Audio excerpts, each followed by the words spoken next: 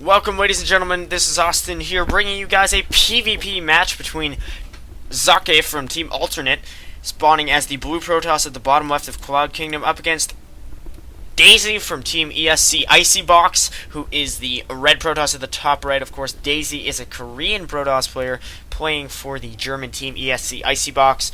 This match is from the EPS, the ESL Pro Series.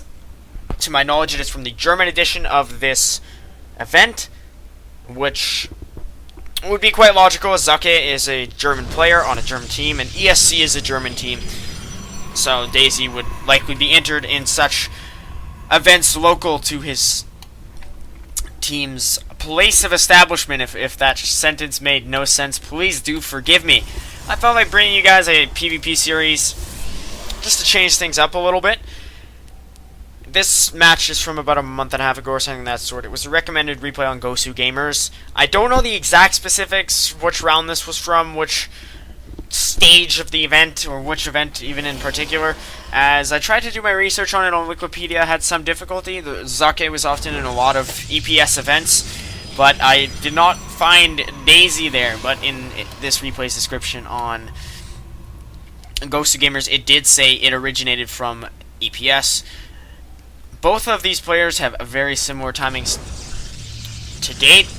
Daisy seems a second or two behind on each of his major timings. Chronoing, it seemed to me, almost entirely in sync with Socke, who is a prominent German player who took the WCS Germany Nationals in fashion, defeating his teammate Dark Force. I'm quite sure in the finals he might have defeated Haswabs. I'm quite sure it was Haswabs in a PvP final, but Dark Force he must have trumped in the semifinal or something of the like. On that very note, the WCS World Championship Finals, not WCS World Championship Finals, but the WCS World Finals, because that would be quite redundant. WCS stands for World Championship Series. It's coming up this weekend. Make sure to tune in and check it out. It will be a huge event, massive prize pool, something like $100,000 to the winner. The best players of StarCraft will be competing there, as denominated by national finals and continental finals. Though I found it quite cheap that some countries got a direct seed into the world finals. All I know off the top of my head is that Canada, the US, and France got a direct seed if the victor of these respective nationals got a direct seed to the world finals, which I found, I honestly feel as though they might have done that for France just to ensure that Stefano makes it to the world finals, in the event that he had a lesser quality performance in the Europe finals, he'd still have a seed. That's just my strange theory. Socke's theory is to get a Twilight Council in response to his opponent's super standard opener. He has seen most of what his opponent has done. Daisy going to get one as well. I'm not sure if he's seen Socke's. He has not, so very nice corner there for Socke to place his Twilight Council. I've seen a lot of PvPs transition into this early game blink playoff. Numerous gates with some stalkers chronoed out of the gateways before Warp Gate research has finished. We now see Daisy doing that off 2 gateways. He's getting his 3rd. And Socke only has 1 gateway, but he is building 2 more at the moment. He's getting his blink much faster than his opponent, whose Twilight Council just now finished. I said much faster, but 20 seconds is not a huge margin. Before checking the production tab, I figured the Twilight Council was farther from finishing than it really was. Socke and Daisy playing a very standard PvP, I'd say. Nothing out of the ordinary. No Stargate openers, which tend to deviate from traditional strategy. The player who goes for Stargate opener essentially wins it, or his actions and his micro often decide the game. This is not to say the counters of his opponent aren't equally important, but let's just say it's a huge risk to open up with a Stargate in PvP. But thankfully, neither player in this game has opened up with a PvP. Instead, they've both opened up with some fairly reasonably placed proxy pylons. Socke now warping in 3 more stalkers at his proxy. He's got 2 stalkers and a zealot pushing around the middle of the map here. He forced Daisy to pull back for a second there because Daisy had several stalkers out of position. They were all in different locations and were forced to group up. Neither player's blink has finished yet. Who does have the higher stalker count in this moment? 7-6 for Daisy. Are they all here? I believe they were all in that battle.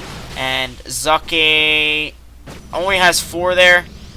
Now his count is going to move up to 8. He also has that Zealot that we must take into account. Both players' blink has now finished. Daisy's took an extra second there just to complete.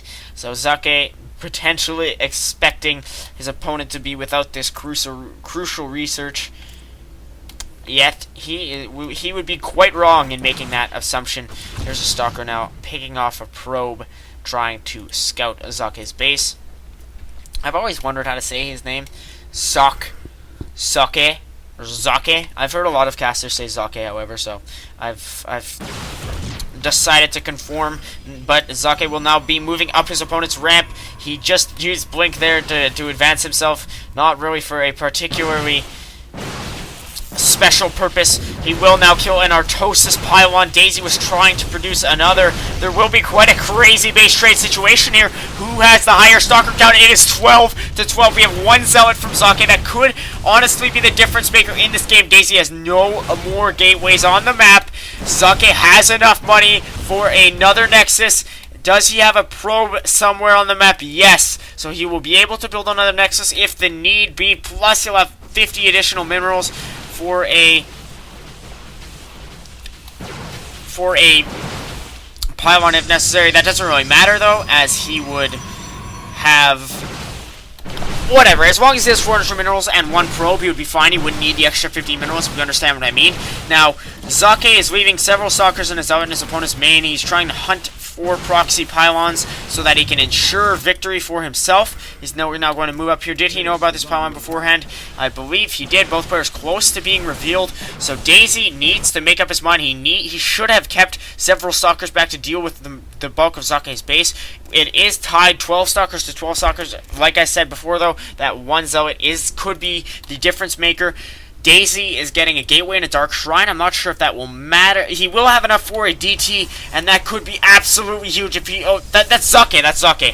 But Socke will not have enough money for DT anyway, so Daisy's going to blink in here and take this out. I was mixing up my players completely. This warp gate going to be completely negated. Unless Socke can warp something, and can he get a stalker in time? No!